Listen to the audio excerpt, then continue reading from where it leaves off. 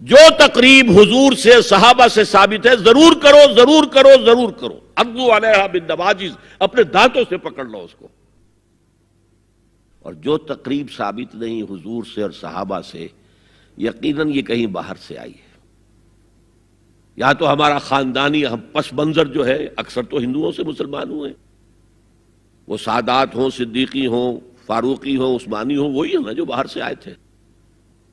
باقی تو اکثریت یہیں سے، وہ اپنا ہندوانہ پس منظر لے کر آئے. تو جس کا ثبوت صحابہ کے دور میں نہیں، وہ یقیناً باہر سے آئی ہوئی چیز ہے. اس میں پھر سادگی نہیں، اس میں کمی نہیں، جڑ سے کاٹو اس کو. اس بنیاد پر ہم نے 5 فیصلے کیے ہیں، ذرا سن لیجئے آپ بھی. اگر آپ کوئی سوشل ورک کرنا چاہیں اس کو عام کریں.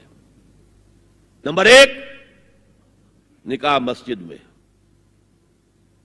حدیث موجود ہے، ترمذی شریف کی روایت، اعلنوا ھذا النکاح واجعلوہ فی المساجد.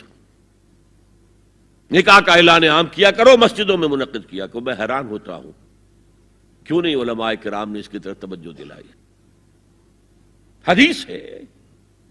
ہاں میں مانتا ہوں ان کا کہنا یہ ہے کہ یہ یہاں جو امر ہے کہ مسجد میں منعقد کرو، یہ امر وجوب کے لیے نہیں ہے، استحباب کے لیے. مستحب ہے یہ کہ مسجد میں. تو بھائی مستحب کیوں چھوڑ رہے ہو تم؟ وہ اس لیے چھوڑنا پڑتا ہے، مولوی بیچارے کی حیثیت ہے ہی نہیں معاشرے میں کہ وہ کہے جناب یہاں آئیے میرے پاس، میں نہیں آؤں گا آپ کے گھر نکاح پڑھانے کے لیے. وہ اپنا رجسٹر بغل میں دبائے بیٹھا سوکھتا رہتا ہے. وہ تو آنی تھی بارات عصر کے وقت، مغرب بھی جا رہی ہے، آئی نہیں، وہ بیٹھا غریب. پہلے 20-30 روپے ملتے تھے، اب 200 300 400 ملتے ہیں. اور کیا ہے؟ میں نے انہیں یاد دلایا دیکھو شرم کرو. عیسائیوں نے آج تک اپنے چرچ کی اور اپنے پادری کی عزت یہ رکھی ہے کہ شہزادے اور شہزادی کی شادی ہوگی وہ بھی پادری چرچ میں آئیں گے. پہلی بات یہ ہو گئی کہ نکاح مسجد میں. نمبر 2، نکاح کے موقع پر کوئی دعوت طعام نہیں، کوئی ثابت نہیں. دعوت طعام صرف ایک ہے، وہ ولیمہ ہے. اور یہ لخت جگر ہے، نور چشم ہے. 18 20 22 برس گھر میں رہی ہے، وہ جا رہی ہے. خوشی نہیں ہے وہاں، صرف یہ ہوتا ہے اے سائی آف ریلیف کہ ایک ذمہ داری کا بوجھ تھا، اللہ نے آج پورا کرا دیا، اتروا دیا بوجھ. پھر بھی اندیشہ ہوتا ہے، پتہ نہیں مزاج ملے نہ ملے، نئے ماحول میں جا رہی ہے، وہاں جا کر ایڈجسٹ ہو یا نہ ہو. اندیشے پھر بھی ہوتے ہیں ذہن کے اندر. تو ان سے مرغ پلاؤ کھانا اور متنجن کھانا کوئی معقول بات نہیں ہے. معقول بات کیا ہے؟ لڑکا اس کا گھر آباد ہوا ہے، وہ ولیمہ کرے. اس پر باقاعدہ احادیث اولبوا ولو بشاۃ، ولیمہ ضرور کرو چاہے ایک ہی بکری ہو تمہارے پاس. ذبح کرو، کاٹو، کھلاؤ گوشت اپنے دوستوں کو، احباب کو. یہاں تک کہا کہ بیس طعام طعام الولیمہ، برا کھانا ہے ولیمے کا کہ اس میں غریبوں کو نہیں بلایا جاتا. ظاہر بات ہے مسلی کھلانے کے لیے تو ولیمہ نہیں ہوتا، اپنے احباب کو، دوستوں کو بلایا جاتا ہے. پھر بھی میں تم سے کہتا ہوں کہ جسے ولیمے کے لیے بلایا جائے وہ اگر نہیں جائے گا تو اللہ اور اس کے رسول کے حکم کی نافرمانی کرے. تو جس رسول نے اتنی تفصیل سے حکم دیا ہو ایک دعوت کا، وہ دوسری دعوت میں بھی خیر ہوتا میں بیان کرتا. جب نکاح مسجد میں اور کوئی دعوت طعام نہیں تو بارات کا تصور خلاص. بارات کس بلا کا نام ہے؟ قرآن میں تو کوئی ذکر ہی نہیں، عربی میں یہ لفظ ہی نہیں. اجتماع طرفین مسجد میں ہوا، نکاح ہوا.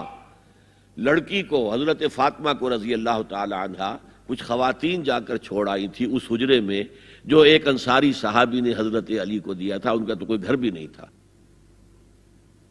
کوئی حضرت علی آئے ہوں اور آ کر وداع کرا کے لے کے گئے ہوں، کچھ بھی نہیں.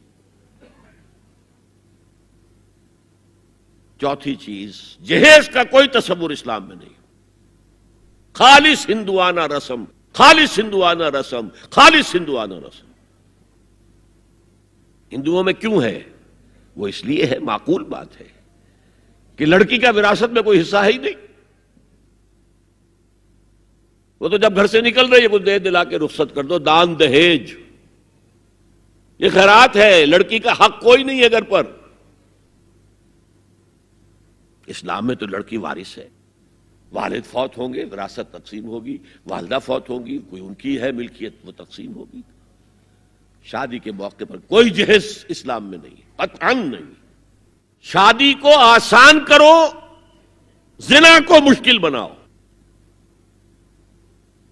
یہاں شادی کے لیے 9 من تیل ہوگا تو رادھا ناچے گی، ورنہ یہ کہ بڑی ہو رہی ہے، عمر ہو رہی ہے، سب کچھ ہو رہا ہے، لیکن کچھ تقاضے تو ہے نا، آخر کچھ تو کرنا ہوتا ہے نا. آخر کچھ نہ کچھ لوگوں کو تو کھانا کھلانا ہی ہوتا ہے نا. بارات تو آخر آئے گی ہی نا، کچھ نہ کچھ تو دینا ہی ہوگا. کچھ جوڑے کپڑے، کچھ یہ.